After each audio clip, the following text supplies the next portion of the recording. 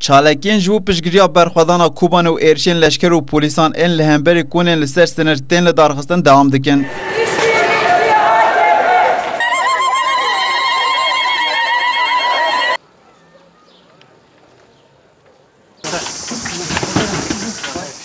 Li navça Bêrûcika Rihayê mudaxele li hember Konan bi meşekî girseyî hat şermezar kirin.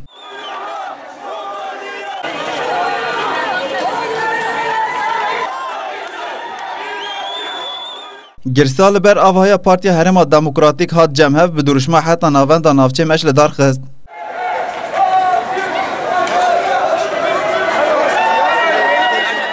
Piştî meşê endama mesta bajar a Rihayê Aliya Kizil Demar daxuyanî da û diyar kir ku ji ber çalekiyên Konan cihê tevgera çetan tên kir û da zanîn ku ji ber vê yekê leşkera müdaxele kiriye.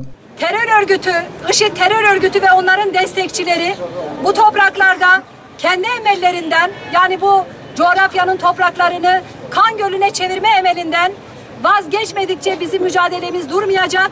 Mücadeleye devam edeceğiz. Kizil Demar bilev kir ku di dema müdaxeleyê de heşt kes hatine bin çavkirin. Pazdeh kes ji birîndar bûne û da zanîn ku ew ê têkoşîna wan bên haber devam bike. Bu rahatsızlık beraberinde devleti de rahatsız etmiş olacak ki önce dün sabah saat 5.30-6 sıralarında çadırlarımıza bir saldırı düzenlendi. Bu saldırı halkımız tarafından büyük bir mücadeleyle püskürtüldü. Müdaxela li hember Konên li ser sinir li navça Cizre Şirnexê bi meşek hat şermezar kirin.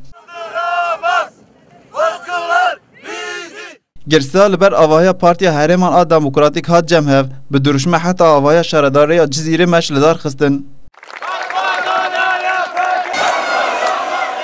Piştî meşê hevserokê PHD Cizîrê Alî Gül Axivî û diyar kir ku İsraîl û Filistîn çeteyên Daişê jî li rojava zargan qetil dike û anî ziman ku cudahiya van êrişan ji hev tune û xwest li Tirkiye piştgiriya nede çeteyan. Gül di dawiya axaftina xwe de êrişên li cî Konên berxwedanê bi tundî şermezar kir.